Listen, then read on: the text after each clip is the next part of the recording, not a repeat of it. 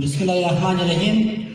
په تالار کې ناستو ټولو حاضرینو ته سلامونه، ښې چارې او دغه ملي اختر چې د خپلواکۍ ورځ ده ټولو ته مبارکي وړاندې کوم. زه غواړم چې د خپلې مطلب د لوی احمدشاه بابا په یو څو بیتونو باندې راپیل کړم چې وخت مې زموږ او د موضوع سره سر وخوري. لوی احمدشاه بابا وایي ستا د عشق له وینو ډک سوه ځګرونه هېواد ته وایي ستا د عشق له وینو ډک سوه ځګرونه ستا په لاره کې بایلي زلمي سرونه تا ته راسمه زړګۍ زما فارغ سي بې له تا مې اندېښنې د زړه مارونه که هر څو مې د دنیا ملکونه ډېر سي زما به هېر نه سي دا ستا ښکلي باغونه او د ډیلي تخت یې راومه چې رایاد کړم د ډیلي تخت یې راومه چې رایاد کړم زما د ښکلي پښتونخوا د غرو سرونه.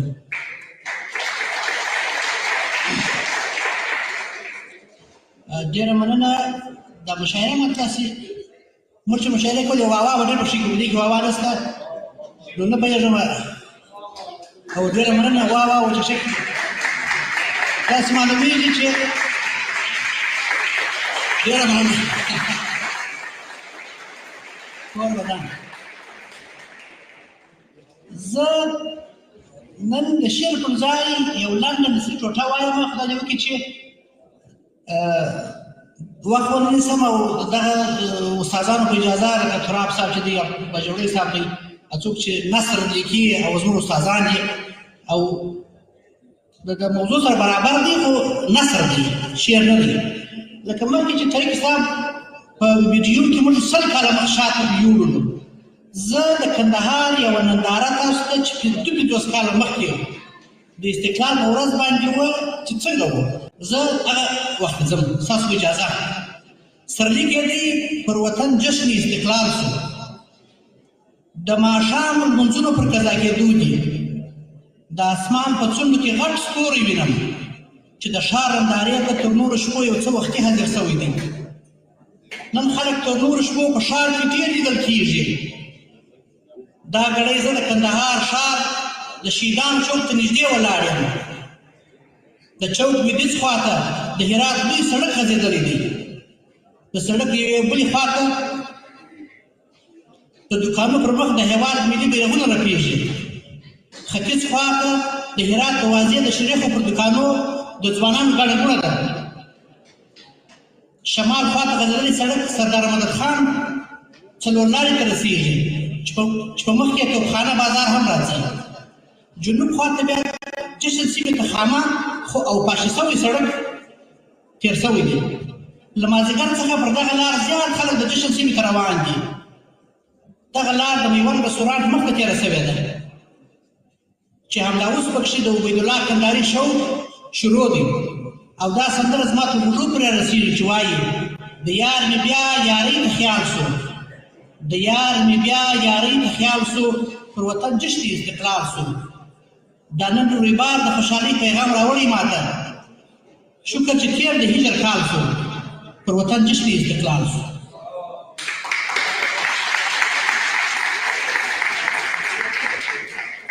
نن د 1350 چې لمریز کال د زمري د میاشتې 28مه نېټه ده. دا ورځ زموږ په تاریخ کې خورا ډېر ارزښت لري. د دې ورځې لپاره په سلهاوو ځوانانو خپلې ککرۍ خاورې کړي دي. موږ ته یې د شاه محمد غازي په مشرۍ دغه پاکه خاوره راګټلې ده. نن کندهاریان د نورو هېوادوالو تر څنګ د خپلواکۍ 50مه کلیزه لمانځي. هر کندهاری چې وینم د اختر د ورځې پر کم خوشحاله دی. ډېرو ځوانانو زرینې لونګۍ تړلې دي. کندهاري چوټ یې په پښو او ریبکارډ صدرې اغوستې دي. تراب صاحب د میوو پر دوکانو د خلکو چور دی. هر څوک د خپل هېواد میوه رانیسي او د سوکالۍ په فضا کې له ملګرو او کورنۍ سره خوري. په دوکانو کې ټیپونه په لوړ غږ چالان دي. ټول ښار د خوشحالۍ او خپلواکۍ سندرو پر سر اخیستی دی.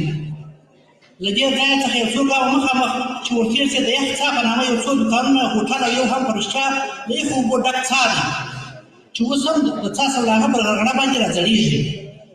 هغه کسان چې پر دغه لار د کندهار ښار نورو سیمو تېرېږي د دې څاه څخه یخې اوبه څښي. نن د ورځې هوا یو څه توده وه، لیکن اوس چې وار په وار شپه پخېږي هوا هم سره سړېږي.